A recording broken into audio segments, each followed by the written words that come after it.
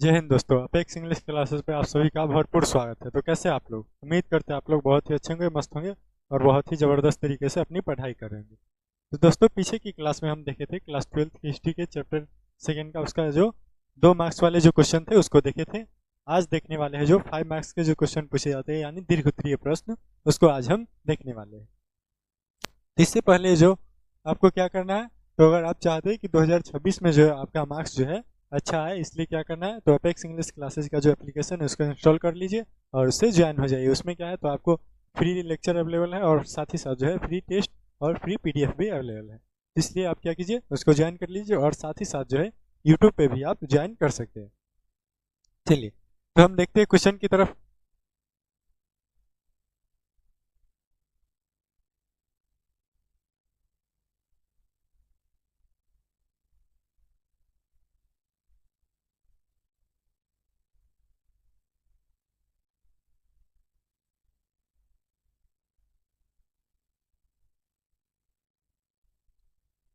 चलिए, आज देखने वाले हम 5 अंक स्तरीय प्रश्न यानी 5 मार्क्स के जो क्वेश्चन पूछे जाते हैं बोर्ड एग्जाम में, उसको आज देखने वाले हैं। तो 5 मार्क्स में कौन से क्वेश्चन? पहला प्रश्न है, मौर्य साम्राज्य के नगर प्रशासन की विवेचना करें, यानी उस पर प्रकाश डाले। क्या? तो मौर्य साम्राज्य के जो है, ये जो मौर्य साम्राज्य है वहाँ की जो प्रशासनिक व्यवस्था थी वो कैसी थी, उसके बारे में पूछा जा रहा है। क्या पूछा जा रहा है? तो मौर्य साम्राज्य की जो प्रशासनिक व्यवस्था थी, प्रशासन व्यवस्था, पुलिस प्रशासन उस समय की यहाँ पे, यानी राजा किस तरह से अपने जो है प्रजा की देखभाल करते थे, वो उसके जो मंत्री लोग हैं वो किस प्रकार से जो है लोगों की देखभाल करते थे, सभी जो है उसके बारे में बताना है। अब 5 मार्क्स का है तो थोड़ा अच्छे से विस्तार से बताना पड़ेगा। इसलिए क्या प्रश्न है, मौर्य साम्राज्य के नगर प्रशासन पर प्रकाश डाले। तो हम कैसे लिखेंगे? तो पहले तो है ये क्या है, तो मौर्य शासन का प्रबंध जो है 4 भागों में बांटा गया था। कितने?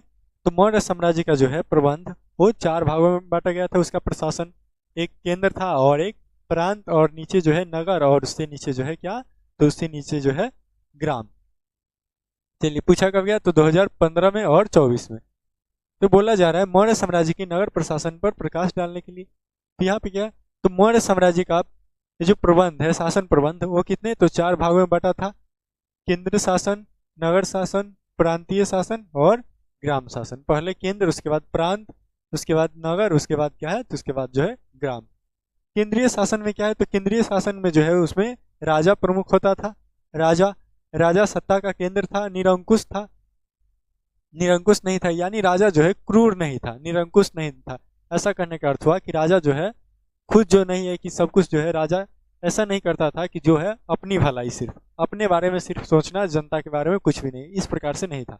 क्रूर नहीं था, निरंकुश नहीं था। राजा पे जो है अंकुश था किसका, तो उस पे जो है किसका अंकुश था, तो मंत्रिपरिषद का। उसके जो मंत्रिपरिषद थे उसके प्रति जो है राजा जवाबदेह थे। यानी अगर कुछ काम कर रहे राजा, कोई निर्णय ले रहे हैं, तो उसके प्रति जो है क्या करना पड़ेगा, तो मंत्रिपरिषद से सलाह लेना पड़ेगा, मंत्रिपरिषद को बताना पड़ेगा, तब जो है राजा क्या करेगा, कोई निर्णय लेगा। तो यही जो है अंकुश किसका था, तो उस पे जो है मंत्रिपरिषद का अंकुश था। चाणक्य ने राज्य के 7 अंग बताए। कौन? तो राजा, अमात्य, जनपद, दुर्ग, कोष और सेना और मित्र, यानी ये 7 जो है अंग बताए उसका। चलिए, उसके बाद जो है अगला कौन है, तो अगला मंत्रिपरिषद। मंत्रिपरिषद में जो है 12 से 20 ये मंत्रिपरिषद क्या होता था, तो राजा पे अंकुश लगाने के लिए और साथ ही साथ जो है राजा की सहायता के लिए, राजा की सहायता के लिए होता था। इसमें कितने, तो 12 से 20 मंत्री होते थे। एक जो मंत्रिपरिषद है उसमें 12 से 20 मंत्री हो सकते हैं। प्रत्येक का जो है 12,000 पन वार्षिक वेतन, यानी एक वर्ष में जो है 12,000 पन उनको वेतन के तौर पे मिलता था। अमात्य मंडल, उसके बाद क्या है, तो केंद्र में ही उसके बाद जो है अमात्य मंडल। अमात्य मंडल में जो है मंत्रियों का एक समूह हुआ करता था और उसी में जो है सबसे जो मेन हुआ, सबसे जो ऐसा कहिए सबसे जो मुख्य हुआ, जो यानी मंत्रिपरिषद में जो मुख्यमंत्री हुआ उसको क्या, तो उसको तीर्थ का अध्यक्ष, यानी मंत्रियों के समूह को तीर्थ कहा गया और उसके जो अध्यक्ष है उस तीर्थ के, उसे क्या कहा गया, तो उसे कहा गया अमात्य मंडल। अमात्य मंडल कहा गया। केंद्र में कौन शासन करेगा, राजा। प्रांत में राजा का पुत्र, नगर में राजा के मंत्री लोग और ग्राम में मुखिया और साथ ही साथ जो है प्रशासन। चलिए, अब अगला देखते हैं। अगला है नगर शासन। तो नगर शासन में जो है, इसमें नगर का प्रबंध जो है कितने, तो 30 सदस्यों का एक मंडल करता था। नगर का प्रबंध कौन करता था, तो 30 सदस्यों का एक मंडल। सदस्य कितने, 30 सदस्यों का एक मंडल करता था, जो 6 भागों में बटा था। कितने, तो 6 समितियों में बटा था। तो 30 लोगों का है, 6 समिति में बटा है, तो एक समिति में कितना, 5-5 लोग होंगे, इसलिए प्रत्येक समिति में 5 सदस्य होते थे। क्या, तो शिल्प कला समिति, यानी लोगों के जो है हस्तकला से लेकर जो है काम वगैरह लोग करते थे। हस्तकला, मिट्टी का बर्तन बनाना हो गया, ये जो है मालाएं गुथना हो गया, ये सभी जो है काम करते थे लोग। स्वेटर बुनना, ये सब जो है कपड़े कपड़े बुनना, ये सब क्या, तो ये सब जो काम करते थे उसकी जो देख रेख के लिए क्या था, तो शिल्प कला समिति। उसके बाद वैदेशिक समिति, जनसंख्या समिति, वाणिज्य व्यवसाय समिति, उसके बाद वस्तु निरीक्षण समिति और कर समिति। ठीक। वैदेशिक समिति यानी विदेश से जो व्यापार वगैरह होता था उसकी देख रेख करेगा। जनसंख्या समिति यानी जनसंख्या नियंत्रण पे जो है उसका अधिकार है, जनसंख्या को देख रेख करेगा। और वाणिज्य यानी व्यापार से जो है संबंधी जो काम है वो किसका देख रेख करेगा, उसका देख रेख कौन करेगा, तो व्यापार व्यवसाय समिति। और वस्तु निरीक्षण यानी वस्तु जो है, अगर कोई वस्तु आया है व्यापार के माध्यम से, अभी किसी भी माध्यम से, तो वो वस्तु जो है शुद्ध है या फिर नहीं, हानिकारक है, किस प्रकार की, उसकी देखरेख कौन करेगा, उसकी देखरेख करेगा वस्तु निरीक्षण समिति। उसके बाद है कर समिति, ये जो है टैक्स वसूलने का काम करेगा कर समिति। चलिए अब ग्राम प्रशासन। तो ग्राम शासन में जो है क्या, तो ग्राम का मुखिया जो है शासन यानी मुखिया वहाँ पे शासन करता था।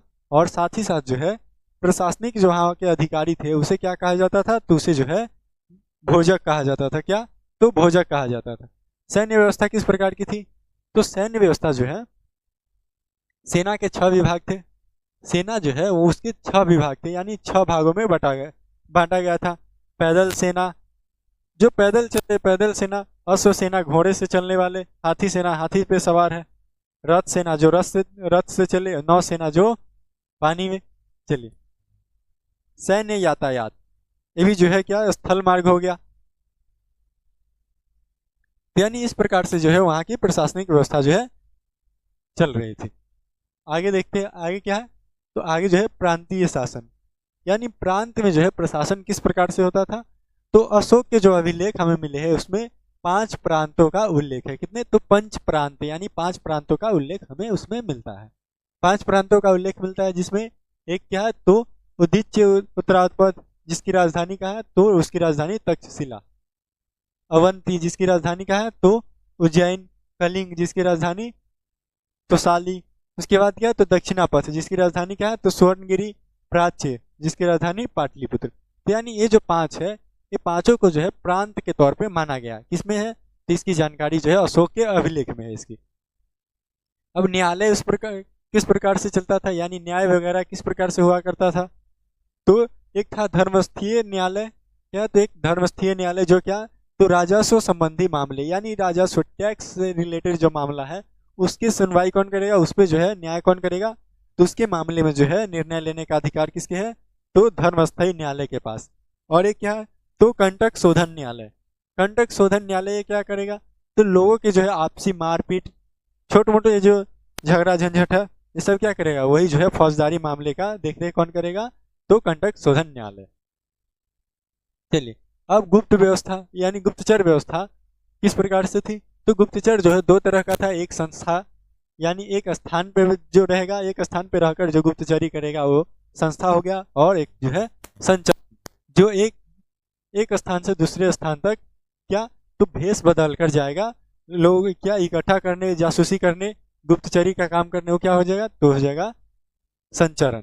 यानी 2 तरह का था, एक स्थान पे बैठकर गुप्तचरी कर रहा है, और एक जो है एक स्थान से दूसरे स्थान तक जाकर पता कर रहा है। लेकिन कैसे, तो अपनी भेष जो है छुपा कर, अपनी जो है भेष बदल कर।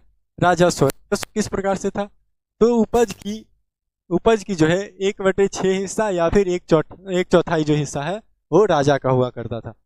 दुर्ग किसे, तो नगरों से जो आय प्राप्त हुआ करती थी उसे दुर्ग कहा जाता था। और राष्ट्र किसे, तो जनपद की आय को राष्ट्र कहा जाता था। सेतु, फूल व खेत की आय से, यानी फूलों से या फिर खेती वगैरह से जो आय प्राप्त हो रहा है उसे क्या, तो सेतु कहा गया। और ब्रज कहा गया मवेशियों से प्राप्त, यानी जो पशुओं को पालते हैं जो लोग, उससे अगर कोई आय प्राप्त हो रहा है तो उसे क्या कहा गया, तो उसे कहा गया ब्रज। मवेशी से पाया गया आय ब्रज कहा गया। तो इस प्रकार से जो है वहाँ की प्रशासनिक व्यवस्था चलती थी मगध, यानी मौर्य साम्राज्य में जो है प्रशासन किस प्रकार से चलता था, पूरी विस्तार से हम देख लिए।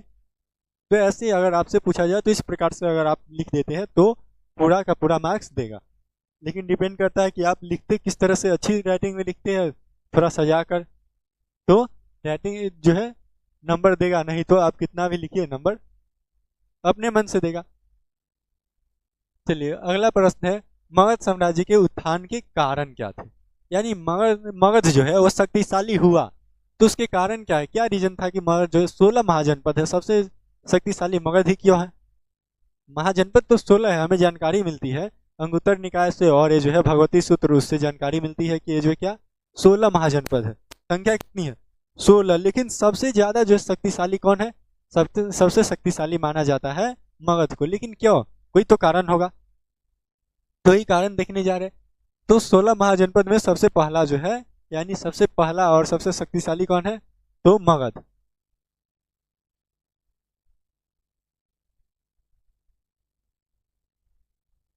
कौन है शक्तिशाली, मगध है। बिंबिसार के नेतृत्व में मगध का उदय हुआ, किसके, तो बिंबिसार के नेतृत्व में मगध का उदय हुआ। यानी बिंबिसार ने जो है मगध साम्राज्य की स्थापना किया, उसने जो है इसकी स्थापना किया। और जो हर्यक वंश का था, किस वंश से रिलेटेड था, तो ये हर्यक वंश से, वह बुद्ध के समकालीन था। यानी बुद्ध के समकालीन कहने का अर्थ हुआ कि जिस समय जो है बुद्ध इस समाज में थे उसी समय जो है ये भी थे, दोनों एक दूसरे के साथ। जैसे अगर आप क्या कहते हैं, अगर आपके साथ कोई क्लास में पढ़ रहा है तो कहते हैं वो हमारे समकालीन है, यानी वो हमारे क्लासमेट है। उसी प्रकार से जो है वो क्या था, तो बुद्ध जिस समय जो है अपनी समाज में रहता था, यानी यूँ कहिए दोनों जो है तुरिया थे, एक तुरिया थे क्या। जैसे हम लोग कहते हैं कि अगर हमारे कोई क्लास साथी मिल जाए तो उसे क्या कहते हैं, क्लासमेट, यानी हम दोनों एक ही समय पढ़ते थे। तो इसमें वही बात है, जो ये बुद्ध और बिंबिसार जो है क्या एक ही समय जो है रहते थे एक। तो वह क्या, वह जो है बुद्ध के समकालीन था। उसने विजय और आक्रमण की नीति शुरू की। क्या किया, तो विजय यानी साम्राज्य विस्तार का नीति शुरू कर दिया। विजय और आक्रमण की नीति शुरू की, जो अशोक के कलिंग युद्ध के साथ समाप्त हुआ। जो लास्ट में समाप्त किसके, ये जो विस्तार, साम्राज्य विस्तार की जो नीति है, ये जो है समाप्त कब हुआ, तो अशोक ने जब कलिंग युद्ध जीत गया उसके बाद उसका हृदय परिवर्तन हो गया, उसमें दया भावना आ गई और उसने क्या किया, तो शस्त्र छोड़ दिया। इसलिए शस्त्र छोड़ दिया और उसके जो है साम्राज्य विस्तार की नीति वहीं पे ठप हो गई, और उसके बाद जो है उसकी साम्राज्य ही लगभग समाप्त हो गई। चलिए, तो इसके बाद जो है क्या, तो ये जो समाप्त हो गई, बिंबिसार ने अंग महाजनपद का अधिग्रहण किया। बिंबिसार ने क्या किया, तो अंग महाजनपद जो है उसको जीता, अंग महाजनपद को जीता, अंग महाजनपद का अधिग्रहण किया। इससे अपने पुत्र का अजात शत्रु के वायसराय के अधीन कर दिया। यानी अंग को जीता और वहां की जो है साम्राज्य किसको सौंप दिए, अपने पुत्र को। उसके जो पुत्र है अजात शत्रु, उसके जो पुत्र है अजात शत्रु, उसको सौंप दिए कि आप जो है यहाँ के वायसराय, यानी एक तरह से कहिए कि वायसराय जो राजा के अधीन में रहकर साम्राज्य को चलाएगा, वही जो है वायसराय रहेगा, यानी देख रेख करेगा, लेकिन जो है राजा के अधीन में रहकर। तो इसी प्रकार से जो है वायसराय किसको सौंप दिया, किसको बना दिया, तो अपने पुत्र अजात शत्रु को जो है अंग महाजनपद की जो है वायसराय बना दिया। उससे उसने विवाह संबंधों द्वारा अपनी स्थिति को मजबूत किया। क्या, विवाह संबंध द्वारा जो है अपनी स्थिति को मजबूत किया, खूब ब्याह किया। अब देखते हैं कि मगध साम्राज्य की सफलता के कारण क्या है। ये तो हम बता दिए मगध साम्राज्य के बारे में। अगर पूछा जा रहा है कि मगध साम्राज्य जो है उसके उत्थान के क्या कारण हो सकते हैं, क्या रीजन हो सकते हैं, तो उससे पहले क्या है, हमें मगध के बारे में बताना पड़ेगा कि इसकी स्थापना किस प्रकार से हुई, ताकि जो है एग्जामिनर समझ सके हाँ कि बच्चा क्या है, थोड़ा है पढ़ने वाला। तो इसलिए अब देखते हैं मगध की सफलता के कारण क्या है, इसके रीजन वो देखते हैं आज। तो मौर्य के कारण, यानी मौर्य साम्राज्य जो है मगध साम्राज्य जो है उसके उत्थान के जो है कई कारण है। एक जो है पहला कारण ये हो सकता है कि यहाँ पे जो है क्या, तो राजा जो थे, शासक जो थे, वो जो है क्या थे, तो एक तरह से अच्छे राजा थे जो साम्राज्य को विस्तार कर रहे थे, शक्तिशाली राजा कह सकते हैं।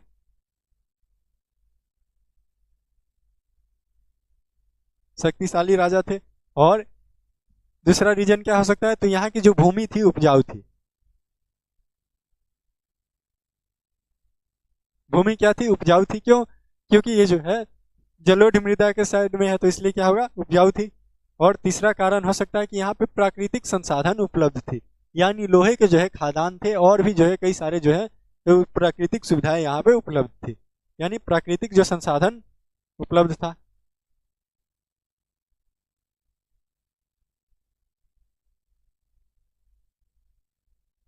प्राकृतिक संसाधन उपलब्ध था। और कारण क्या हो सकता है, तो और कारण हो सकता है कि यहाँ पे जो है जंगल में हाथी थी, हाथी प्रचुर मात्रा में थी। यह हाथी के चलते तो सिकंदर आक्रमण किया था क्या। उसके बाद पांचवा जो है और कारण क्या हो सकता है, तो सबसे मेन कारण हो सकता है यहाँ पे कि यहाँ की जो जनता है वो समझदार थी।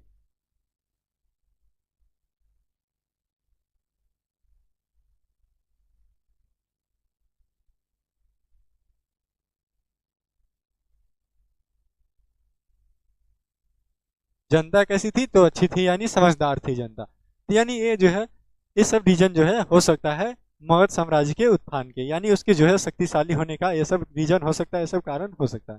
तो आइए देखते हैं डिटेल में। तो क्या है, मौर्य के उदय से पहले 2 शताब्दियों के दौरान मगध साम्राज्य का विस्तार हुआ। यानी मौर्य साम्राज्य के जो है उदय से पहले 2 शताब्दी पहले जो है क्या हुआ था, तो इसका जो है मगध साम्राज्य का जो है साम्राज्य विस्तार हुआ था। क्या हुआ था, तो उसकी जो साम्राज्य विस्तार हुआ था, क्षेत्र फैलना शुरू हो गया।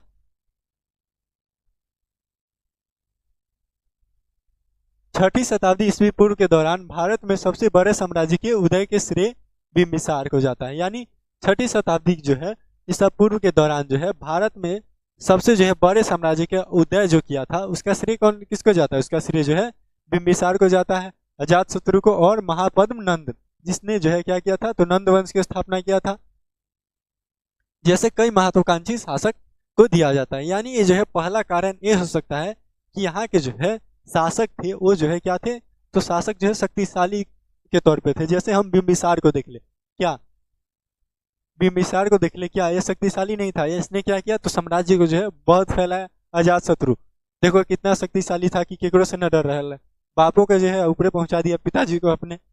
महापद्म नंद ये भी देखो क्या, यानी इस प्रकार से जो है शासक क्या था, सभी शासक जो है एकदम जो है क्या शक्तिशाली के तौर पे थे, इसलिए क्या था, तो उसने साम्राज्य को विस्तार किया। तो एक कारण ये हो सकता है।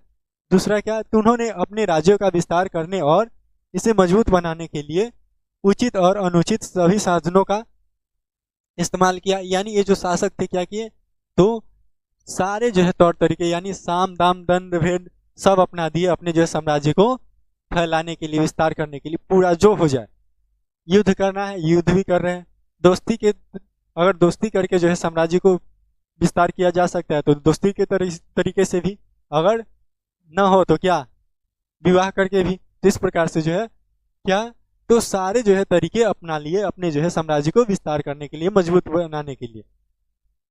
मगध साम्राज्य को अपनी भौगोलिक स्थिति का फायदा हुआ। दूसरा कारण क्या हो सकता है कि मगध साम्राज्य जो है उसको अपनी भौगोलिक स्थिति का फायदा हुआ। क्या हुआ, तो वहाँ की जो भौगोलिक स्थिति थी क्या किस प्रकार की थी, तो जलोढ़ मृदा साइड में जो गंगा नदी के तट पे है, राजगीर के तट पे है, इस तरह से क्या था, तो वहाँ पे जो है भूमि वहाँ की उपजाऊ हुआ करती थी और संसाधनों से जो है परिपूर्ण थी वो भूमि। इसलिए क्या था, तो उसकी जो है अपनी भौगोलिक स्थिति का फायदा हुआ। और सबसे समृद्ध लोहे के भंडार मगध की सबसे पुरानी राजधानी राजगीर से ज्यादा दूर नहीं था। यानी ये जो है राजगीर में क्या था, तो मगध में जो है क्या था, तो ये जो लोहे के भंडार है ये राजगीर में ही था, राजगीर के पास में ही था, यानी मगध साम्राज्य में ही था। इसलिए लोहा जो है उस समय बहुत मायने रखता है। क्यों? क्योंकि लोहा जो है, लोहे के अस्त्र बनाए जा सकते हैं, तो अस्त्र, लोहे के जो अस्त्र है वो ज्यादा जो है कठोर मजबूत होता है और भेदनकारी ज्यादा होता है, यानी उसे जो है जल्दी नष्ट नहीं कर सकते, उसे जो है युद्ध में ज्यादा देर तक टिक सकते। अगर हम तांबे का वो अस्त्र बना ले और चल जाए लड़ने, तो एक तलवार मारेगा उधर से, वो मेरा तलवार गया। इसलिए जो है क्या था, तो लोहा जो है एक क्या था, तो सबसे जो है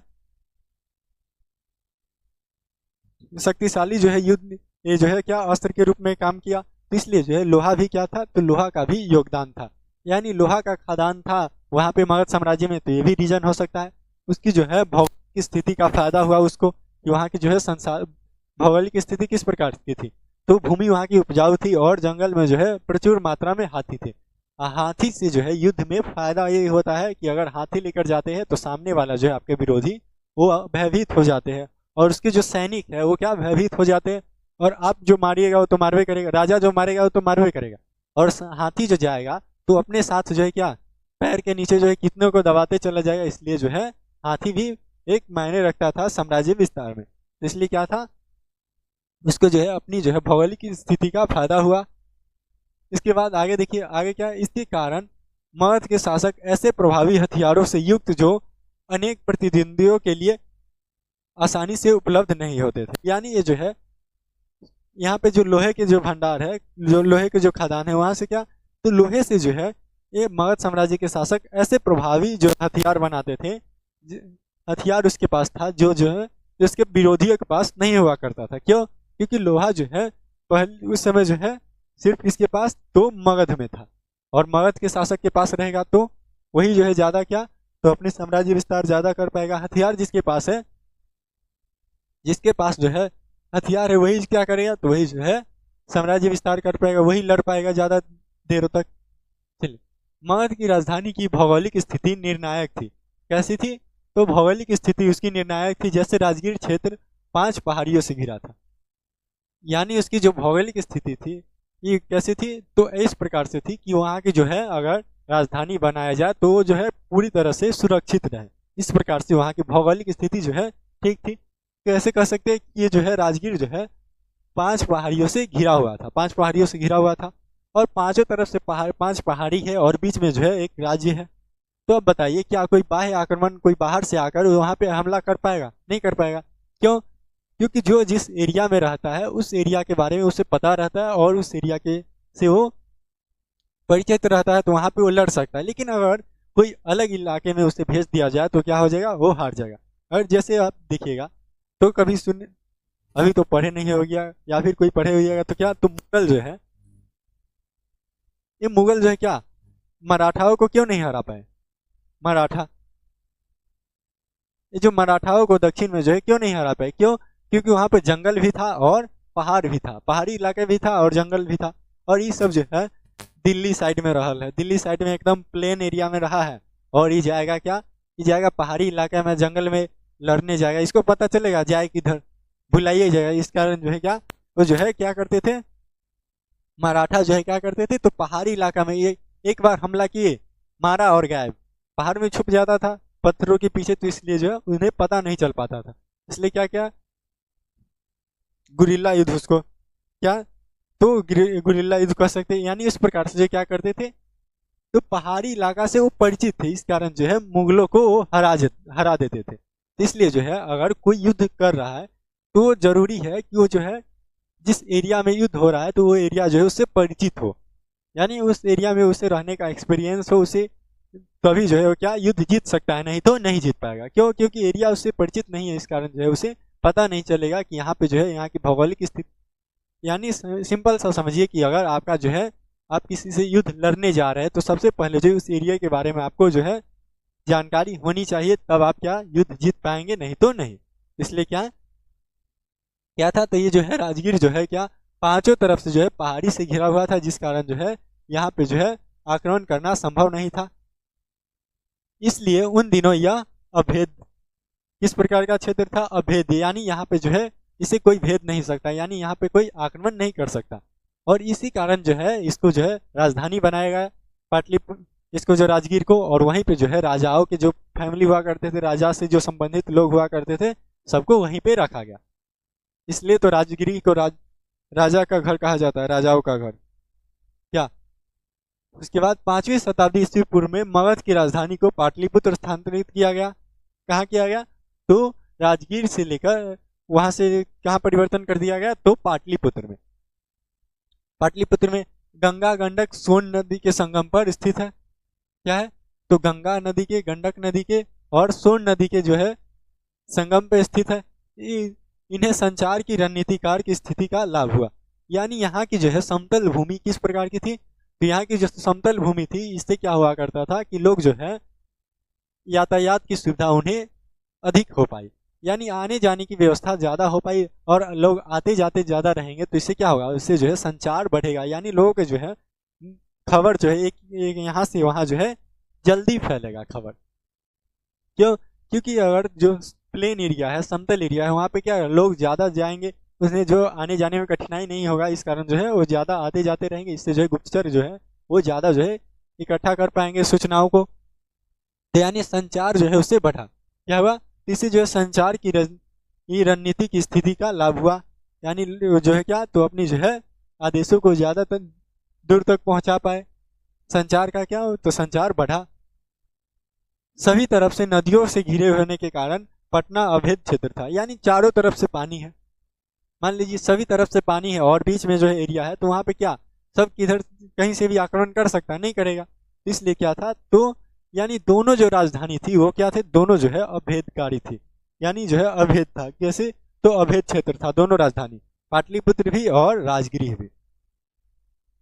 पाटलिपुत्र एक जल किला, जलदुर्ग कह सकते उसे, क्या था, तो जल किला, यानी जल से घिरा हुआ है तो इसलिए जल किला कहा गया, उसे जलदुर्ग भी कहा जा सकता है।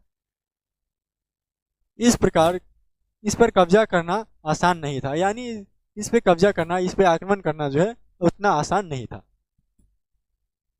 मगध मगध जलोढ़ मध्य गंगा के मैदान के केंद्र में स्थित है, यानी ये जो है जलोढ़ मृदा के मगध जो है क्या, तो गंगा नदी के जो है तट पे है, गंगा के मैदान में है, तो गंगा के मैदान में तो क्या वो जो है जलोढ़ मृदा होगी, यानी जल द्वारा लाई गई मृदा। जलोढ़ मृदा गंगा नदी के तट पे है और गंगा नदी से जो पानी आएगी तो नदी से जो है मिट्टी लाएगा, तो नदी की से जो बहाव जो मिट्टी होगी वो क्या होगा, तो फैलेगा, इससे क्या होगा कि वहाँ की जो भूमि है उपजाऊ थी, इस प्रकार की थी। तो यहाँ पर पर्याप्त वर्षा की उपलब्धता के कारण साफ किए गए जंगल अत्यधिक उपजाऊ साबित हुए और बिना सिंचाई के भी इस क्षेत्र को उत्पादन बनाना संभव हुआ। यानी यहाँ पे क्या था कि उपजाऊ मिट्टी है, जंगल भी यहाँ का क्या हुआ, तो जंगल भी यहाँ का जो है ऐसा था, घना था, इससे क्या हुआ कि यहाँ पे जो है वर्षा प्रचुर मात्रा में हुआ करती थी और बिना जो है सिंचाई के भी क्या, तो बिना सिंचाई के भी खेती किया जा सकता था। इस प्रकार की जो है यहाँ की जो सुविधा थी, इस कारण जो है क्या, तो इस कारण से भी मगध जो है शक्तिशाली हुआ। चलिए अगला देखते हैं, कस्बों के उदय और धातु मुद्रा के उपयोग से मगध को लाभ हुआ। यानी कस्बों के उदय और धातु मुद्रा जो है, मुद्रा के जो आविष्कार है उससे क्या हुआ, तो उससे जो है मगध को लाभ हुआ। इस दौरान उत्तर पूर्व भारत में व्यापार और वाणिज्य जो है फला फूला, यानी इससे क्या हुआ कि व्यापार, जब मुद्रा आया तो मुद्रा से क्या हुआ, तो लोग जो है मुद्रा के माध्यम से व्यापार करना शुरू कर दिए, ज्यादातर व्यापार करना शुरू कर दिए, ज्यादा व्यापार करने लगे। इससे क्या हुआ, तो व्यापार करेगा ज्यादा तो उससे क्या होगा, पैसा आएगा, पैसा आएगा तो साम्राज्य क्या होगा, तो साम्राज्य जो और धनी होगा, संपन्न हो जाएगा होगा। इस कारण जो है मुद्रा भी एक क्या था, तो एक मुद्रा की भी भूमिका हो सकती है इसमें। इसके कारण शासक को वस्तुओं की बिक्री पर कर लगाने और अपनी सेना का भुगतान करने के लिए धन संचयन करने में सुविधा हुई। यानी व्यापार वाणिज्य के बढ़ने से क्या हुआ कि उससे जो है क्या कर सकता है, अगर लोग ज्यादा व्यापार कर रहे हैं तो उससे शासक जो है टैक्स लगा सकते हैं। व्यापार कर रहा है, पैसा कमा रहे हैं लोग, जनता, तो इससे जनता पर शासक क्या कर सकते हैं, टैक्स लगा सकते हैं और उस टैक्स से जो है अपने प्रशासन को वेतन दे सकते हैं, तो इसलिए और धन भी अपने साम्राज्य के लिए संचयन कर सकते हैं। तो इससे क्या हुआ, तो ये जो है व्यापार और वाणिज्य जो है ये भी प्रभाव डाला मगध के उत्थान में। मगध की सैन्य ताकत काफी अधिक थी, यानी मगध की जो सेना थी बहुत ही ताकतवर थी। कैसे, तो 6 तरह से बटा हुआ था, 6 भागों में बांटा गया था। तो क्या है, तो मगध की जो है शासन सेना जो है क्या, तो सेना वहाँ की जो है शक्तिशाली थी, सैन्य ताकत काफी अधिक थी।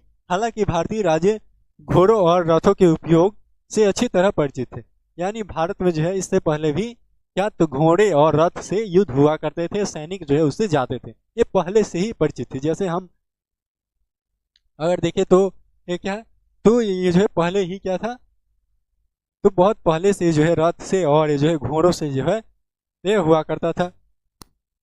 जैसे महाभारत में देख ले, क्या महाभारत में ना देखे घोड़ा से भी और रथ से भी युद्ध हो रहा है। अर्जुन युद्ध कर रहे हैं और श्री कृष्ण जो है सारथी बने हुए हैं। इसलिए जो है घोड़े और रथ से जो है पहले से ही लोग परिचित थे।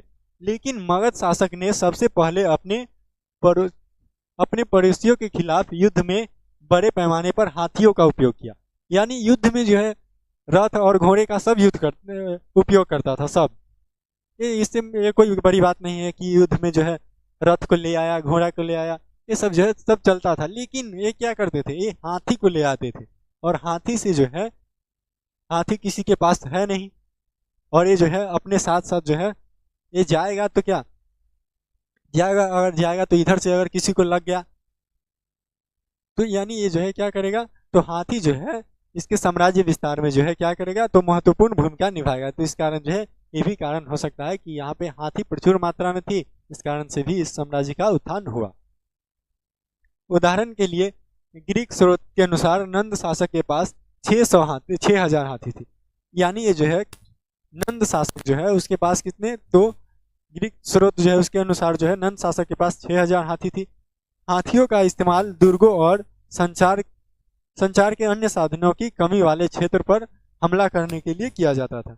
यानी उस एरिया में किया जाता था जहां पर जो है संचार की व्यवस्था नहीं है। यानी बातों को एक जगह से दूसरे जगह पहुंचाने में जो है जहाँ पे कठिनाइयां होती है, उस जगह पे युद्ध अगर हो रहा है तो उस स्थान पे क्या हाथी का उपयोग किया जाता था, ताकि अगर हाथी वहां पे जाए, हाथी से आक्रमण हो तो जो है जल्दी जो है बातों को जो है अपने और लोगों तक नहीं पहुंचा पाए। इस कारण क्या होगा, जब तक वो पहुंचाएगा तब तक जो है हाथी सबको समाप्त कर दिया रहेगा। इस कारण जो क्या था, तो उसी एरिया में ज्यादातर हाथी का उपयोग किया जाता था आक्रमण के लिए जहाँ पर संचार व्यवस्था कमजोर हो। तो जहाँ पे संचार जो है अत्यंत संचार साधन में कमी हो, उस क्षेत्र पे क्या, तो उस क्षेत्र पर जो है हाथी का प्रयोग किया जाता था युद्ध लड़ने में। मगध समाज की व्यवहारिक दृष्टिकोण भी इसमें सहायक थी। यानी मगध समाज की जो व्यवहारिक जो दृष्टिकोण थी उसमें, यानी जनता का जो है राजा के प्रति जो है क्या था, व्यवहार जो था वो भी क्या था, अच्छा था।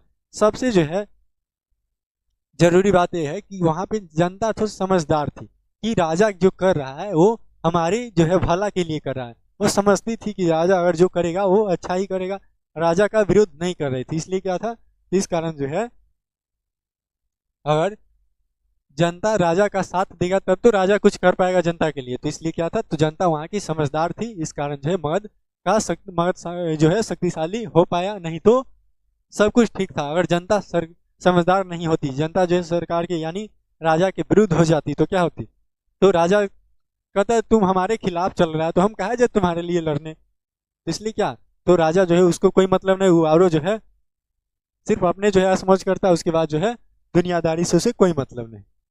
इसलिए सबसे जो महत्वपूर्ण भूमिका किसकी थी, तो जनता की। चलिए अगला प्रश्न है, गुप्त काल को भारत का स्वर्ण युग क्यों कहा जाता है। ये जो गुप्त काल है उसे हम कहते हैं कि भारत का स्वर्ण युग है। तो क्यों कहते, क्यों है, कुछ तो रीजन होगा। पूछा कब गया, तो 2011 में और 22 में पूछा गया। गुप्त काल को भारतीय इतिहास का स्वर्ण युग माना जाता है। इसे भारतीय संस्कृति के प्रचार प्रसार, धार्मिक सहिष्णुता, आर्थिक समृद्धि तथा शासन व्यवस्था की स्थापना का काल के रूप में जाना जाता है। यानी गुप्त काल में जो है इसे एक स्वर्ण युग के तौर पे माना जाता है। कहा जाता है कि भारत का जो है स्वर्ण युग जो है, यानी सबसे ज्यादा जो है भारत की समृद्धि हुई किस काल में, तो गुप्त काल में ये माना जाता है। और इसलिए जो है उसे क्या कहा जाता है, तो स्वर्ण काल कहा जाता है। इसमें हुआ क्या, तो इस समय जो है भारत की जो संस्कृति है उसका प्रचार प्रसार हुआ। ज्यादातर जो है भारत की जो संस्कृति है ज्यादा तो बहुत दूर दूर तक फैल पाई। धार्मिक सहिष्णुता, भारतीय जो धर्म है उसका भी प्रचार प्रसार हो पाया। और आर्थिक समृद्धि, यानी ये जो है भारत जो है उस समय क्या है, उस समय जो है आर्थिक समृद्धि हुई भारत में, और भारत जो है समृद्ध हो पाया उस समय। शासन का व्यवस्था, और शासन की व्यवस्था भी यहाँ पर जो है क्या, तो शासन का व्यवस्था अच्छी थी, जिस कारण जो है भारत का जो स्थिति क्या अच्छी रही। यही जो है भारत को जो क्या कहा जाता है, इसलिए उसे जो है भारत का ये जो गुप्त काल है उसे भारत का स्वर्ण युग माना जाता है। इस कारण से क्यों, क्योंकि यहाँ पे जो है उस समय भारतीय संस्कृति का विकास हुआ, प्रचार प्रसार हुआ, और साथ ही साथ जो है भारतीय धर्म का भी प्रचार प्रकाश हुआ, प्रचार प्रसार हुआ, और साथ ही साथ जो है यहाँ की जो है शासन व्यवस्था की स्थापना जो है अच्छी तरह से थी। अगला कारण क्या है, तो अगला कारण हो सकता है कि मूर्ति कला के क्षेत्र में देखिए तो गुप्त काल में भरहुत, अमरावती, सांची, मथुरा काल, और ये जो मथुरा कला की जो है मूर्तियों में कुषाण कालीन प्रतीकों का तथा प्रारंभिक मध्यकालीन युग की नग्नता के माध्यम से अच्छे श्लेषण तथा जीवंत का श्रेष्ठ उदाहरण है।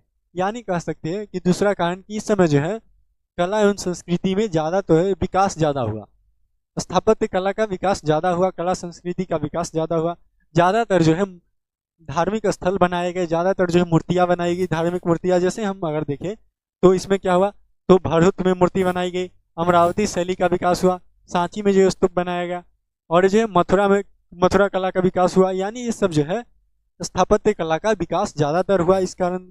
और यहाँ पे जो है क्या, तो जीवांत श्रेष्ठ का उदाहरण है। यानी कहने का अर्थ हुआ कि इस समय जो है क्या हुआ, तो स्थापत्य कला का, मूर्तियाँ बनाने की कला का, और जो है मंदिर बनाने की कला जो है, धार्मिक मंदिर बनाने की कला जो है क्या हुआ, इससे हुआ जो ये ज़्यादातर जो है विकास हुआ इस कला का। इस कारण क्या था, तो ये भी एक कारण माना जा सकता है स्वर्ण युग का।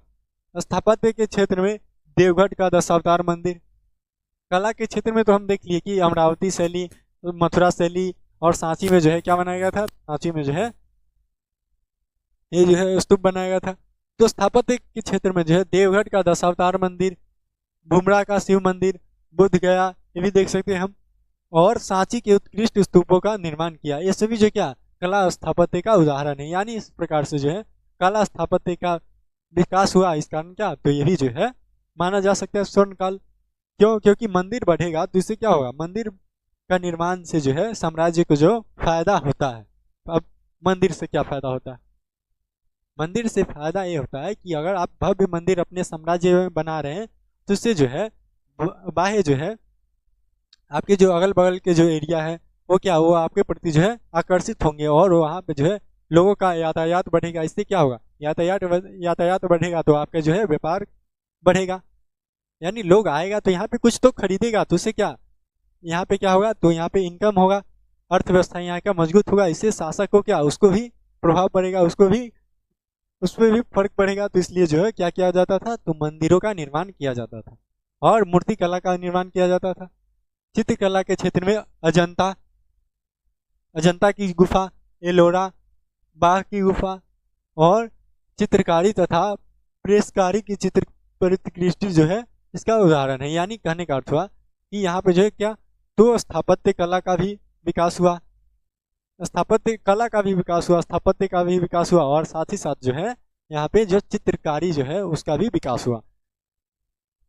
तो ये सभी जो है कारण माना जा सकता है ये जो है गुप्त काल को भारतीय स्वर्ण युग कहने के रूप में। साहित्य के क्षेत्र में जो है एक और कालिदास का मेघदूत और ऋतु संहार, कालिदास का जो मेघदूत है और ऋतु संहार और ये अभिज्ञान शकुंतलम जो है इसकी रचना जो है, तो दूसरी तरफ नाटक तथा कविता के लेखन में एक नए युग की शुरुआत हुई। यानी ये जो है कविताओं को लिखने से क्या हुआ, तो ये सब कालिदास जब लिखना शुरू किए तो इससे जो है और भी कई लोग जो है लिखना शुरू कर दिए, नाटक कविता ये सब। तो इससे क्या हुआ, तो एक नए युग की शुरुआत हो गई, नए युग की शुरुआत हो गई। इससे भी क्या, तो इससे भी जो है भारतीय, इस कारण से भी भारत को जो है यानी गुप्त साम्राज्य को जो है भारत का स्वर्ण युग माना जा सकता है। इस यही कारण हो सकता है। विज्ञान तथा प्रौद्योगिकी, और विज्ञान और साइंस एंड टेक्नोलॉजी में देखें हम तो आर्यभट्ट ने यहाँ क्या, तो यहाँ एक और पृथ्वी की त्रिज्या की गणना की, पृथ्वी की जो है त्रिज्या उसकी गणना की, और सूर्य केंद्रित ब्रह्मांड का सिद्धांत दिया, और वहीं दूसरी ओर महावीर ने चंद्र कैलेंडर के शुरुआत की। यानी क्या हुआ, ये जो है आर्यभट्ट ने बताया कि पृथ्वी क्या है, तो पृथ्वी जो गोल है और पृथ्वी अपने अक्ष पे, अपनी धुरी पे ही घूमती है, ये भी बताया। और साथ ही साथ जो है पृथ्वी की त्रिज्या की गणना की, और साथ ही साथ ये भी बताया कि अगर ये जो चंद्र ग्रहण और ये जो सूर्य ग्रहण लगता है ये ज़्यादा कुछ भी नहीं है, ये चंद्रमा और सूर्य के जो है बदलती स्थिति के कारण चंद्र ग्रहण सूर्य ग्रहण लगता है, ये सब जो है बताए। तो ये भी जो है, यानी ये भी हो सकता है कि वहाँ के जो है लोग जो है क्या थे, तो वैज्ञानिक जो थे अच्छे थे, यानी लोगों को जो है इतना जानकारी थी विज्ञान के बारे में, साइंस के बारे में, कि वो जो है इतनी खगोल विज्ञान के बारे में इतनी डिटेल में बता सकते हैं। तो भी हो सकता है। और दूसरा क्या, तो एक ये भी हो सकता है कि वारामाहिर ने चंद्र कैलेंडर, यानी इन्होंने जो है चंद्र कैलेंडर का निर्माण किया, ये भी हो सकता है। गुप्त काल में विज्ञान प्रौद्योगिकी से लेकर साहित्य, स्थापत्य, मूर्तिकला के क्षेत्र में नए प्रतिमानों की स्थापना की गई, जिससे यह काल भारतीय इतिहास के स्वर्ण रूप में माना जा सकता है। क्या है, तो माना गया। इसलिए तो यहाँ पे जो है क्या हुआ, तो विज्ञान एवं प्रौद्योगिकी से लेकर साहित्य, साइंस एंड टेक्नोलॉजी से लेकर साहित्य को लेकर और स्थापत्य, मूर्तिकला के क्षेत्र में जो है यहाँ नए प्रतिमानों की स्थापना हुई, जिससे क्या हो गया, तो इस कारण जो है इस काल को भारतीय स्वर्ण युग के रूप में माना जा सकता है। चलिए, अगला प्रश्न है, प्राचीन भारतीय इतिहास के अध्ययन के स्रोत पूछा जा रहा है, यानी प्राचीन भारत के हम कैसे सकते हैं, उसके एविडेंस, यानी किस प्रकार से अगर हम कहे कि हम प्राचीन काल में क्या हुआ था, ये तो हम बोल दिए कि प्राचीन काल में, हाँ अगर मान ले हम, तो हम बोल दिए कि क्या था, तो एक इंडस वैली सिविलाइजेशन, क्या इंडस वैली सिविलाइजेशन सिंधु घाटी सभ्यता की शुरुआत हुई लगभग 5 से 6 हजार साल पहले, और वहाँ पे जो है नगरों का विकास हुआ था। और उसके बाद जो जब वो समाप्त हुआ, तो उसके बाद जो है क्या, तो लोगों की एक कबीलाई शुरुआत हुई थी। कबीला के बाद जो है जनपद, जनपद से महाजनपद, महाजनपद से जो है शासकों का उदय हुआ, शासकों का उदय हुआ, उसके बाद जो है अलग साम्राज्यों का विस्तार हुआ। तो ये हम तो कह दिए, लेकिन ये हम बताए कैसे, हमें पता किस प्रकार से चला, कोई बताया, चलिए हमको कोई बता दिया, तो उससे कोई बताया होगा, उससे कोई बताया होगा, किसी को कोई बताया होगा, लेकिन पढ़ा तो कोई ना कोई जरूर होगा। क्या, तो इसलिए जो है ये जो है जानकारी मिलेगी कैसे, कहाँ से पता कहाँ से चलेगा कि हम इतिहास के बारे में, इतिहास में हुआ क्या क्या उसके बारे में हम पढ़ेंगे कहाँ से हम जानकारी मिलेगी। तो इसके जो है स्रोत पूछा जा रहा है, इसके अध्ययन के जो है स्रोत क्या क्या हो सकते हैं।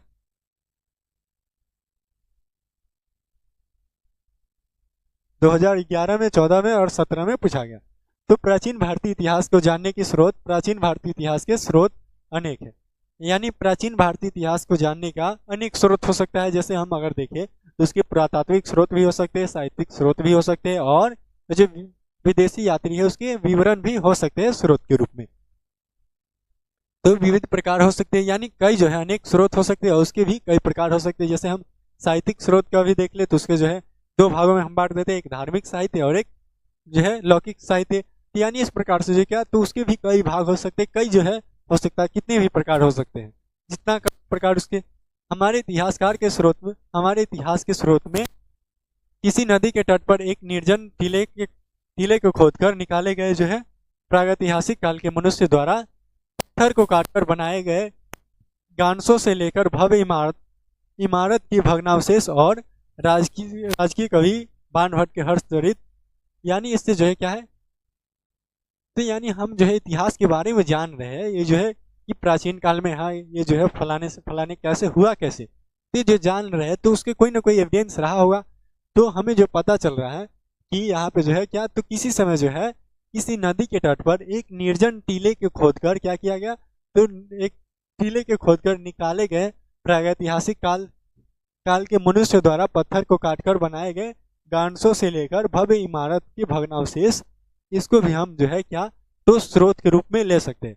यानी अगर किसी नदी के तट पे जो है खुदाई करके हमें जो मिला जो है प्राचीन काल के जो मनुष्य है उसके द्वारा यूज किए जाने पत्थर को जो काट कर यूज किए जाने वाले जो औजार मिले, उसे भी हम क्या, तो उसे भी हम स्रोत के रूप में देख सकते हैं। और अगर किसी भी भव्य इमारत जो है मिट्टी के अंदर से हमें मिली है, किसी भी भव्य इमारत की जो है साक्ष्य मिली है, यानी किसी भी भव्य इमारत का जो है एविडेंस मिला, और उसे भी हम क्या, तो भारतीय इतिहास के स्रोत के रूप में हम उसे भी मान सकते हैं। यानी कई भी प्रकार हो सकती है इसकी।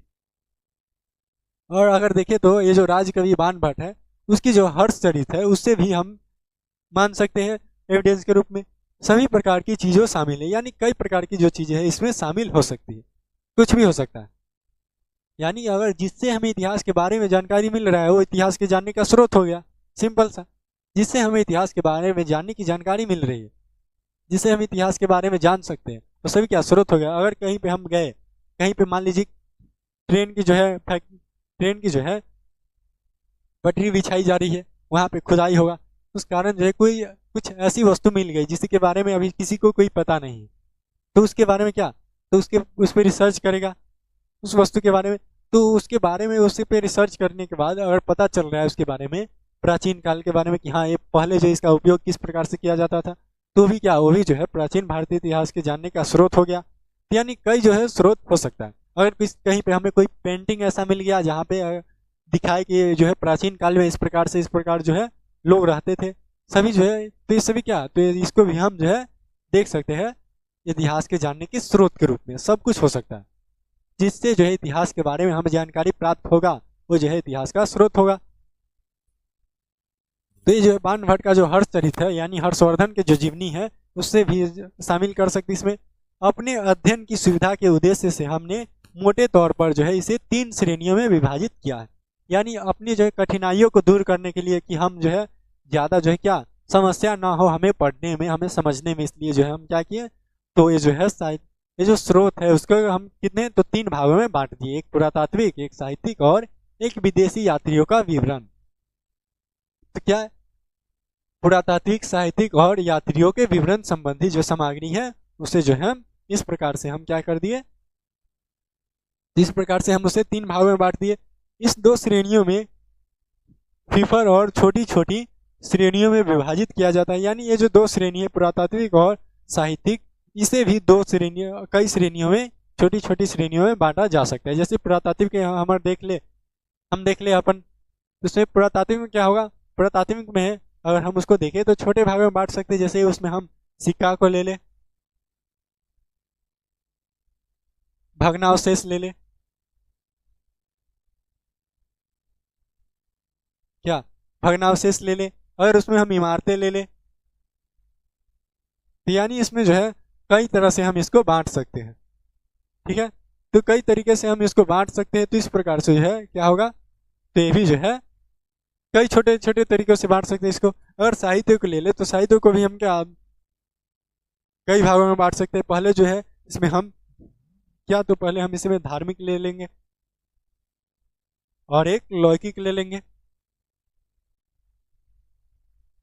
लौकिक लेंगे, धार्मिक में भी हम क्या कर देंगे, उसके भी कई टुकड़ों में बांट सकते हैं। जैसे हम अगर धार्मिक में अगर ले ले तो उसमें हम क्या करेंगे, तो इसमें बौद्ध धर्म का ले लेंगे, बौद्ध धर्म, जैन धर्म, महाकाव्य, यानी कई तरीके से हम इसको छोटे छोटे भागों में बांट सकते हैं।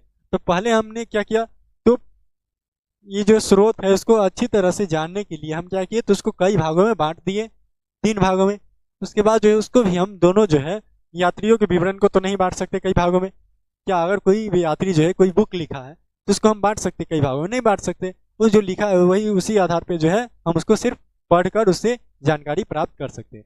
लेकिन ये जो है इसको साहित्य को और जो है साहित्य और जो है क्या था, तो ये पुराता, तो इसको हम क्या कर सकते हैं, तो इसको हम कई भागों में बांट सकते हैं।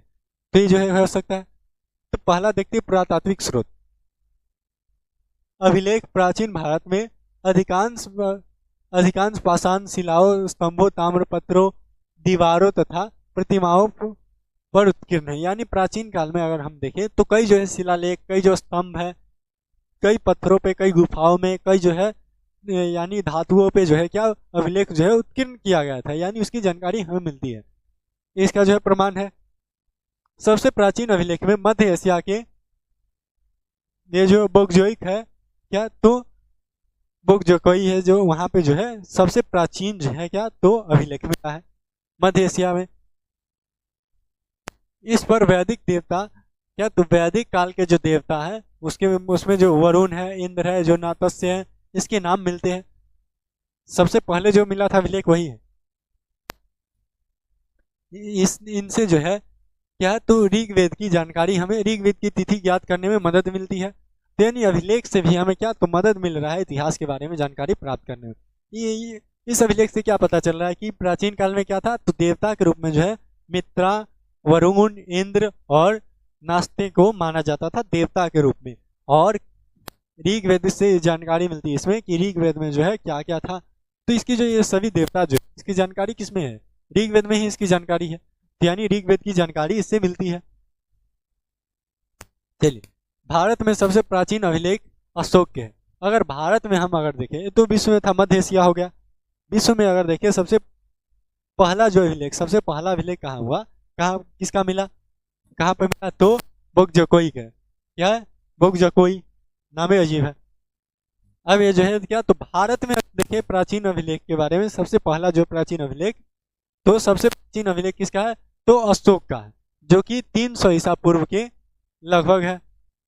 डी आर भंडारकर नामक विद्वान ने केवल अभिलेखों के आधार पर ही अशोक की इतिहास लिखने तथा लिखने का सफल प्रयास किया। यानी डी आर भंडारकर जो है, इन्होंने क्या किया, तो अशोक के मात्र अभिलेखों के माध्यम से ही जो क्या किया, तो उसके इतिहास के बारे में लिखने का प्रयास किया। अशोक के अभिलेख में ब्राह्मी, खरोष्टी, यूनानी और अरमाइक जो है लिपि मिलते हैं। यानी अगर ज़्यादातर देखें तो ब्राह्मी और खरोष्टी लिपि मिलती है, लेकिन अगर पश्चिमोत्तर साइड में देखें, यूँ कहिए अगर पाकिस्तान साइड में देखें, तो वहाँ पे जो है क्या, तो यूनानी और अमराइक लिपि भी देखने को मिलता है। चलिए, मास्की, गुर्जरा, निट्टूर और उदयगोलम से प्राप्त अभिलेख जो है क्या, अशोक के नाम को स्पष्ट करता है। यानी ये सब जो है अभिलेख इस समय क्या, तो इस समय जो है अशोक के नाम के बारे में पता चलता है। कहीं पे जो है अशोक का नाम देवनाम प्रिय है, तो कहीं पे जो है उसका नाम क्या, तो उसका नाम जो है अशोका महान, अशोक महान, और कहीं पर जो है क्या, तो अलग अलग जो है उसका नाम मिलता है। तो इस प्रकार से जो ये अभिलेख किसके क्या बताता है, तो अभिलेख जो है अशोक के नाम के बारे में बताता है। और तथा अन्य अभिलेखों से देवनाम प्रिय, क्या, तो देवनाम प्रिय, प्रियदर्शी, देवों का प्यारा, यानी देवनाम प्रिय यानी कहने का अर्थ हुआ कि देवों का प्यारा कहा गया। तो ये सब हमें किससे पता चलता है कि अशोक को जो है देवताओं का प्रिय कहा गया, देवों का प्यारा कहा गया, किससे पता, किससे चलता है, तो अशोक के अभिलेख से। यानी ये जो है ये भी क्या है, तो इतिहास के जानने का एक स्रोत जो है। चलिए, सर्वप्रथम 1837 ईस्वी में जेम्स प्रिंसेप ने ब्राह्मी लिपि में लिखे अशोक के अभिलेख को पढ़ा। चलिए, पढ़ा कब, तो 1837 में, डेट आपको याद रखना है। तो प्राचीन भारत के इतिहास के जानने में हम क्या, तो पुरातात्विक स्रोत भी देख सकते हैं और उसमें जो है साहित्यिक स्रोत भी देख सकते हैं। साहित्यिक स्रोत में देख ले तो इसको भी हम क्या, तो इसको हम कई भागों में बांट सकते हैं। जैसे पुरातात्विक स्रोत को कई भागों में बांट सकते हैं, उसी प्रकार से साहित्यिक स्रोत को भी कई भागों में बांट सकते हैं। जैसे अगर हम साहित्यिक स्रोत में देख ले तो इसे हम क्या, तो ऐसे बांटते हैं, एक धार्मिक साहित्य और एक धार्मिक हो गया, और एक क्या हो गया, तो एक हो गया लौकिक साहित्य, एक लौकिक साहित्य हो गया। यानी इस प्रकार से जो है हम इसे धार्मिक के आधार पर भी बांट सकता है, यानी कई आधार पर जो इसको हम तोड़ सकते हैं, खंडित कर सकते हैं। जैसे अगर हम देख ले तो इसे हम वेद के रूप में तोड़ सकते हैं, वेद भी क्या, ये भी साहित्य हो गया। और देखें तो हम पुराण भी क्या, ये भी साहित्य हो गया। तो यानी ये सभी क्या है, तो सभी जो है हमें प्राचीन भारत के इतिहास के बारे में जानकारी देता है। जो प्राचीन भारत के इतिहास के बारे में बताएगा वही क्या हो जाएगा, वही प्राचीन भारत के इतिहास का स्रोत हो जाएगा। लेकिन यहाँ पे हम देख रहे हैं साहित्य, यानी जो पुस्तक के तौर पर यूज किया जाता है, जो किताब के तौर पे, जैसे हम वेद भी क्या, तो एक किताब ही है एक तरह से देखें तो वेद में क्या, ऋग्वेद, यजुर्वेद, सामवेद, अथर्ववेद, ये चारों वेद जो है क्या देता है, तो इतिहास के बारे में हमें जानकारी देता है कि इतिहास में किस प्रकार से जो है लोगों की सामाजिक व्यवस्था किस प्रकार से थी, लोगों का जो है रहन सहन कैसा था, ये सभी जो है वेद भी हमें बताता है। अगर हम देख ले पुराण, तो पुराण में जो है विष्णु पुराण हो गया, ब्रह्म पुराण हो गया, आदि पुराण, ये सभी जो है क्या, सभी जो है ऐतिहासिक जानकारी हमें प्रदान करती है। जैसे हम अगर विष्णु पुराण की बात करें तो इससे क्या, इससे हमें बताया जाता है इसमें कि देवताओं की उत्पत्ति, ये जो पृथ्वी है इसकी उत्पत्ति किस प्रकार से हुई, ये सभी जो है जानकारी उसमें दिया जाता है। तो यानी ये जो अतीत के बारे में, सभी में, इतिहास के बारे में इस सबसे हमें बताया जाता है। तो यही जो क्या होगा, तो ये साहित्यिक स्रोत होगा। साहित्य क्यों होगा, क्योंकि ये पुस्तक के तौर पर, इसे जो है हम ज़्यादा दिनों तक जो है जमीन के अंदर नहीं रख सकते, 1 से 2 दिन तक भी नहीं टिक सकता है।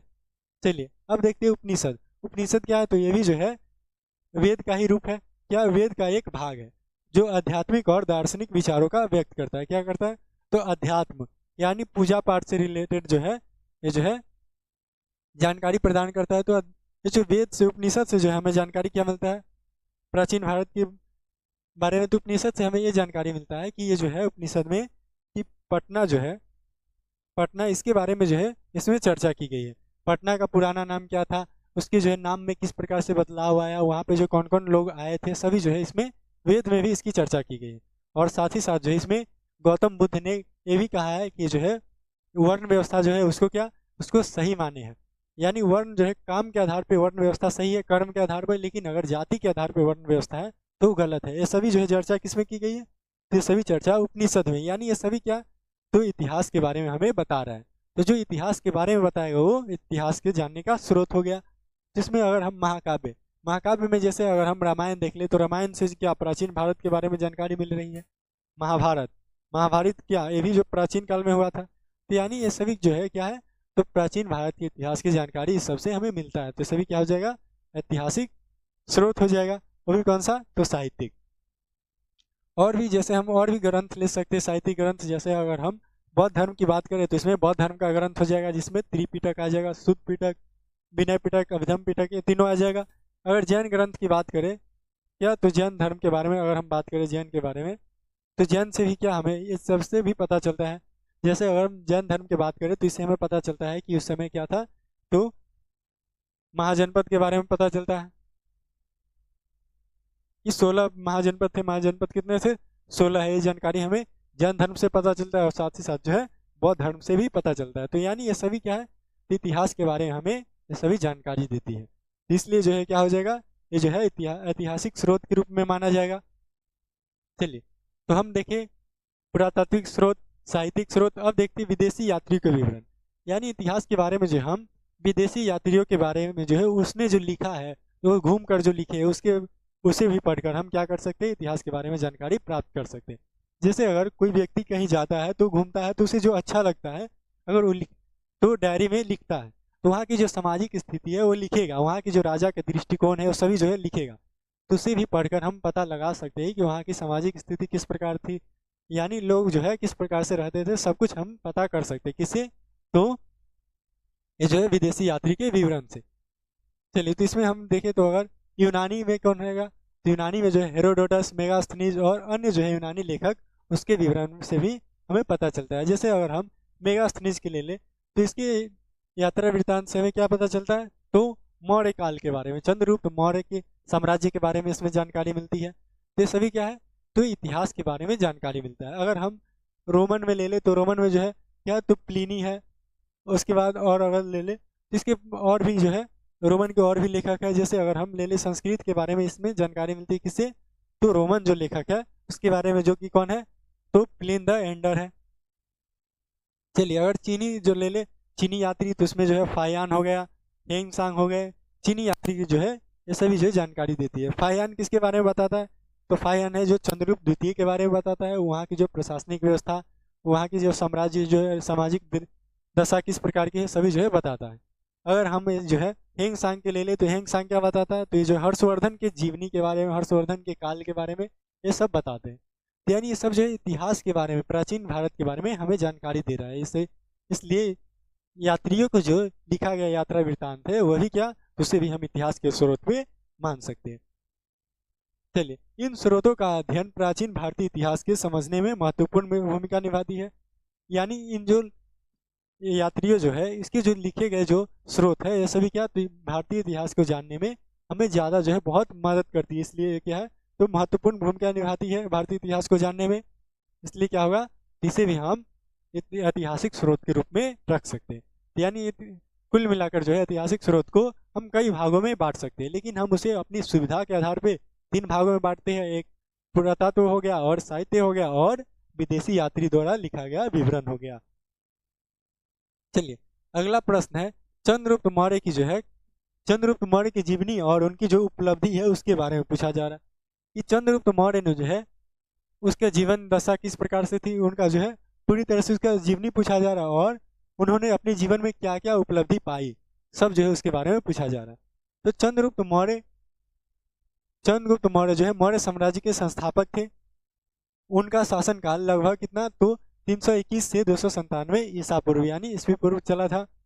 यानी लगभग जो है कुल मिलाकर इसका जो है 150 वर्षों तक जो है इनका शासन चला था। कितना, तो 150 वर्षों तक, इससे ज़्यादा नहीं चल पाया, 150 वर्षों तक चला। यानी ये जो है क्या, तो भारतीय इतिहास में एक महत्वपूर्ण अवधि रहा, जो कि ये जो है क्या है, तो समाज को एक जो है क्रूर शासक से मुक्त कराकर क्या किया, तो साम्राज्य को अच्छी तरह से व्यवस्थित किया और अपने साम्राज्य को विस्तारित करने लगा। यानी क्या किया, तो भारतीय इतिहास का एक महत्वपूर्ण अवधि रहा ये अवधि।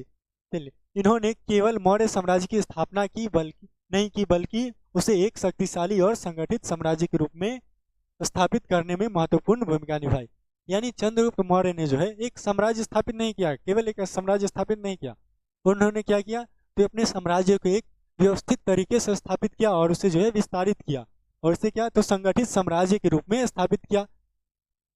चंद्रगुप्त मौर्य की जीवनी को लेकर हम देखें तो इनका जन्म जो है, जन्म और प्रारंभिक जीवन किस प्रकार से है, तो जन्म मौर्य क्या, तो इनका चंद्रगुप्त मौर्य का जो जन्म है लगभग 340 ईसा पूर्व में हुआ था। कब हुआ था, तो 340 ईसा पूर्व में। उन्होंने उनके जन्म में प्रारंभिक जीवन के बारे में जो है सटीक जानकारी जो है हमें उपलब्ध नहीं है, यानी इसके जो जन्म के बारे में है सटीक जानकारी उपलब्ध नहीं है, सबका अलग अलग अनुमान है, सब कुछ और कहते हैं कुछ और, यानी कुछ लोगों का कहना है कि ये जो है क्या थे, ये जो है कुछ लोगों का कहना है कि निषाद थे, निषाद यानी जंगल में रहने वाले जो है व्यक्ति हो गए, और कुछ लोगों का कहना है कि ये क्षत्रिय थे जिनके पिता का जो है मृत्यु हो गई थी, तो उस कारण जो है ये जो क्या, इसे जो है अपने साम्राज्य से निकाल दिया गया, उस समय क्या, इसको निकाल दिया गया। तो यानी कुछ लोगों का कहना है कि निषाद थे जो जंगली हो गए, और कुछ लोगों का कहना है कि ये जो है यानी ये जो है जन्म से क्षत्रिय है, लेकिन इसमें जो है सटीक जो है जानकारी नहीं है किसी को, तो इसलिए क्या अनुमान पे ही है, लेकिन यह माना जाता है कि वे ये क्या थे, तो क्षत्रिय थे, ये लोग जो है मान रहे हैं। ये जो बौद्ध धर्म से भी हमें पता चलता है कि लोगों का मानना है कि चंद्रगुप्त मौर्य क्या थे, चंद्रगुप्त मौर्य जो है एक क्षत्रिय कुल से थे, ये बौद्ध धर्म में भी इसको माना जाता है। चलिए, राज्याभिषेक उनका किस प्रकार हुआ। चंद्रगुप्त मौर्य ने 322 ईसा पूर्व में नंद वंश के अंतिम शासक धनानंद को क्या किया, तो धनानंद को समाप्त कर दिया, उनकी हत्या कर दी, और उसके बाद जो मौर्य साम्राज्य की स्थापना किया। तो यानी उनकी जीवनी जो हम देख लिए, अब उनकी जो सफलता है यानी उनकी जो उपलब्धियां है उसको देखते हैं। तो उपलब्धि में क्या है, तो उन्होंने जो है साम्राज्य को विस्तार किया, अपने जो साम्राज्य जो है मगध साम्राज्य का विस्तार किया उन्होंने। चंद्रगुप्त मौर्य ने अपने साम्राज्य को उत्तर भारत के अधिकांश हिस्सों तक विस्तारित किया, यानी ज़्यादातर जो है इसकी एरिया कहाँ पे, तो उत्तरी इलाकों में फैलकर रह गई, दक्षिण साइड में नहीं पहुँच पाया, तो यानी उत्तर भारत के साइड में फैला था। उन्होंने अपने साम्राज्य की पश्चिम अफगानिस्तान और पाकिस्तान तक भी विस्तारित किया, यानी इन्होंने अपने साम्राज्य को जो है अफगानिस्तान और पाकिस्तान तक भी विस्थापित किया। ये जो है सेल्यूकस निकेटर से जो क्या किए, सेल्यूकस निकेटर की पुत्री से शादी की, और दहेज में जो है अफगानिस्तान के जो है एरिया ले लिए, जिससे क्या हो गया, तो उससे जो है यहाँ पे जो व्यापार जो है इनका सीधे डायरेक्ट जो है अधिकार किस पे हो गया, सिल्क रूट पे, यानी जो है ये जो है मलमल का जो व्यापार हुआ करता था सिल्क का, उस पर भी इनका क्या हुआ, तो डायरेक्ट इनका जो है उस पर अधिपत्य हो गया। इससे क्या हुआ, तो व्यापार वाणिज्य बढ़ा, और इससे जो है साम्राज्य जो है विस्तार हुआ, और साथ ही साथ जो है धन का भी लाभ हुआ, साम्राज्य को आर्थिक लाभ भी हुआ। अगली उपलब्धि क्या है, तो प्रशासन। चंद्रगुप्त मौर्य ने एक मजबूत और कुशल प्रशासन स्थापित किया था। कैसा, बहुत ही सुव्यवस्थित तरीके से एक मजबूत और कुशल प्रशासन व्यवस्था स्थापित किया था। और अगर देखिए तो प्रशासन जो है कितने, तो 6 भागों में बटा था। कितने भागों में, 6 भागों में बटा था। उन्होंने एक केंद्रीय सरकार स्थापित की जिससे विभिन्न भागों में थे, जो क्या थे, तो जिसमें विभिन्न भाग थे। अगर देखें तो इसमें क्या था, कई भाग था, जैसे अगर हम देखें तो शिल्प के लिए अलग भाग था, शिल्प कला के लिए। अगर हम देखें तो इसमें क्या, तो जनसंख्या की जानकारी के लिए अलग भाग था, जनसंख्या के लिए अलग भाग था। और इसमें जो है अगर किसी भी सामान की जो है उसके बारे में पता करना है तो वस्तु संरक्षण के लिए अलग भाग था। यानी कई प्रकार से जो है इसमें जो है भाग की व्यवस्था की गई थी। यानी इसमें जो क्या किया गया था कि केंद्रीय सरकार की स्थापना की और उसे जो है कई विभिन्न भागों में बांट दिया गया। इस प्रकार से था। सैन्य शक्ति देखिए अगर, तो चंद्रगुप्त मौर्य ने एक मजबूत और कुशल सेना की स्थापित की। उन्होंने अपनी सेना का उपयोग जो है अपने साम्राज्य के विस्तार और सुरक्षा के लिए किया। इसलिए तो अपने सेना का उपयोग किया साम्राज्य को विस्तारित करने के लिए, फैलाने के लिए, और अपने जो साम्राज्य है उसको सुरक्षित रखने के लिए अपने सेना का प्रयोग किया। चलिए अगला देखिए इसकी जो उपलब्धि क्या है, तो अगला उपलब्धि है सांस्कृतिक विकास। सांस्कृतिक विकास, सांस्कृतिक विकास में क्या है, चंद्रगुप्त मौर्य ने मौर्य के शासन में कला, साहित्य और संस्कृति का विकास हुआ। क्या हुआ, तो इसके समय जो है कला का और साहित्य का और ये जो सांस्कृतिक विकास हुआ, ये सब जो है इसके समय हुआ, इसलिए जो है संस्कृति विकास। अब देखिए अगर हम लिखें संस्कृति विकास में जो है इस समय क्या हुआ, तो कला जो है, कला यानी आर्ट का विकास हुआ, कल्चर, साहित्य का, और ये जो संस्कृति जो है सभी का जो है विकास हुआ पूरी तरह से। प्रशासन और कानून, यहाँ की जो प्रशासन व्यवस्था किस तरह से थी, तो चंद्रगुप्त मौर्य ने एक मजबूत और कुशल शासन स्थापित किया था और एक न्यायपूर्ण कानून व्यवस्था थी। किस प्रकार की थी? तो न्यायपूर्ण कानून व्यवस्था। एक न्यायालय हुआ करता था जो क्या करेगा, तो राजकोष से संबंधित जो है ये जो अगर ये जो टैक्स संबंधित जो है लेन देन जो है ये कौन करेगा, तो इसके लिए एक अलग न्यायालय। और लोगों के जो फौजदारी मामले हैं, मारपीट के जो मामले हैं, ये उसके लिए भी एक अलग न्यायालय की व्यवस्था की गई थी। यानी पूरी तरह से जो है सारी व्यवस्था किया गया था। अर्थव्यवस्था देख ले, तो चंद्रगुप्त मौर्य ने अपने साम्राज्य में कृषि, उद्योग और व्यापार को बढ़ावा दिया। किसको बढ़ावा दिया? तो कृषि को बढ़ावा दिया, उद्योग को बढ़ावा दिया और साथ ही साथ जो है व्यापार को भी बढ़ावा दिया। व्यापार को बढ़ावा कैसे दिया? व्यापार को बढ़ावा दिया, सबसे पहले इन्होंने सिल्क रूट पे अपना अधिकार किया और उससे जो है व्यापारी ज़्यादा से ज़्यादा यहाँ आने लगे और व्यापार होने लगे।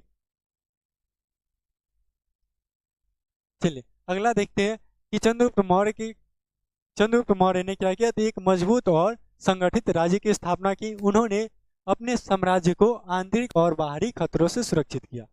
यानी उसने उसने अपने साम्राज्य को आंतरिक सुरक्षा प्रदान की और साथ ही साथ जो है बाह्य सुरक्षा भी प्रदान किया। उसको क्या किया? तो आंतरिक सुरक्षा भी और बाह्य सुरक्षा भी उसको प्रदान किया। चंद्रगुप्त मौर्य एक महान शासक थे जिन्होंने भारतीय इतिहास में एक महत्वपूर्ण भूमिका निभाई। एक महान इतिहासकार थे। उन्होंने मौर्य साम्राज्य की स्थापना की, उत्तर भारत को एक साम्राज्य के अंतर्गत लाने, यानी उत्तर भारत को क्या किया, तो अपने साम्राज्य के अंतर्गत ले आया और साथ ही साथ जो है एक मजबूत और कुशल प्रशासन की स्थापना की। उसके शासनकाल में जो है कला, साहित्य और संस्कृति का भरपूर विकास हुआ। इसलिए क्या कह सकते हैं, तो इसलिए हम जो है कह सकते हैं कि इसकी जो है उपलब्धियां क्या रही। तो इन्होंने अपने उपलब्धि में क्या किया, तो सबसे पहले देखते हैं। चलिए क्या किया आपने उपलब्धि के लिए, क्या क्या इनकी उपलब्धि रही?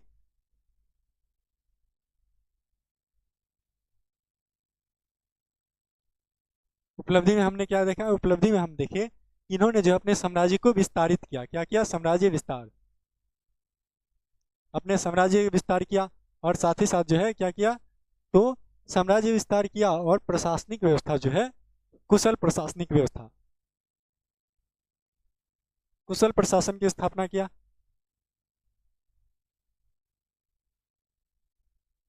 और न्याय व्यवस्था का स्थापना किया।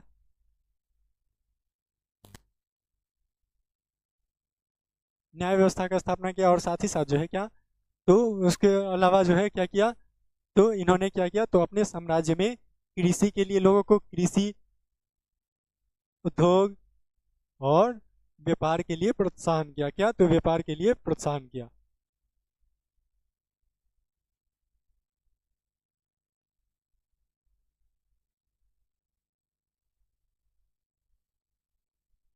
व्यापार के लिए प्रोत्साहित किए, यानी ये सभी जो है काम किए और इन्होंने अपने साम्राज्य को बढ़ावा दिया, अपने साम्राज्य को विस्तार किया और साथ ही साथ जो है क्या किए, तो इन्होंने इनके समय में जो है क्या हुआ, तो कला का भी विकास हुआ और उसकी जो है कला का, संस्कृति का, इस सब का जो है विकास हुआ। कला, साहित्य का, संस्कृति का, इस सब का क्या हुआ, तो विकास हुआ। यानी इन्होंने जो है अपने जीवन में जो है अपने जीवन की महत्वपूर्ण भूमिका निभाई। इसमें क्या, तो मगध साम्राज्य को एक व्यवस्थित तरीके से स्थापित करने में इन्होंने जो है क्या किया, तो महत्वपूर्ण भूमिका निभाया। तो हमने क्या देखा, तो हम देखिए कि पहले जो इसका एक्सप्लेनेशन देख लिए।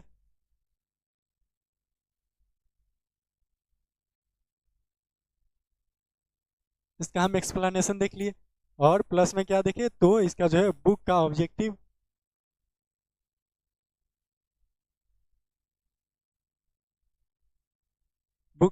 देखे और प्लस में जो है क्या देखे, तो इसके प्लस में जो है PYQ देखे, यानी प्रीवियस ईयर क्वेश्चन देखे। और साथ ही साथ जो है हम इसमें क्या देखे, तो 2 मार्क्स के क्वेश्चन देखे और क्या देखे, तो 5 मार्क्स का, जो कि लास्ट 5 मार्क्स का क्वेश्चन था, 5 मार्क्स का क्वेश्चन। यानी इतना जो है हम कर लिए और ये जो है चैप्टर जो है पूरी तरह से क्या हो गया, कंप्लीट। अगर इससे जो है कोई भी प्रश्न पूछे तो इतना हमें उम्मीद है कि आप जो है क्या, तो आप जो है इसका आंसर बता सके। नहीं बताओगे तो क्या छोड़ने वाले हैं? नहीं छोड़ेंगे। इसलिए जो है उम्मीद है कि बताइए, और नहीं तो इसलिए क्या, तो ये जो है पूरी तरह से क्लियर हो गया है चैप्टर, पूरी तरह से क्लियर हो गया। इसमें हम एक्सप्लेनेशन भी देख चुके हैं, ऑब्जेक्टिव भी देख चुके हैं, और साथ ही साथ जो है सब्जेक्टिव भी देख चुके हैं। तो इसमें आपको क्या करना है, तो आपको जो है इसका आंसर जो है प्रैक्टिस करना है कि आंसर आप लिख पाते हैं या नहीं। आंसर प्रैक्टिस करना है, और साथ ही साथ जो है PYQ को आपको देखना है, PYQ और प्लस रिवीजन। क्या करना है, PYQ प्लस रिवाइज और प्लस में प्रैक्टिस। क्या आंसर, ये तो ऑब्जेक्टिव के लिए ना PYQ प्रैक्टिस हो गया, सब्जेक्टिव के लिए लिखने का प्रैक्टिस करना है, प्रैक्टिस करना है लिखने का। चलिए, तो आज के लिए बस इतना ही, मिलते हैं अगले अगले लेक्चर में अगले चैप्टर के साथ। क्या उम्मीद है कि ईमानदारी से और पूरी श्रद्धा से पढ़ो।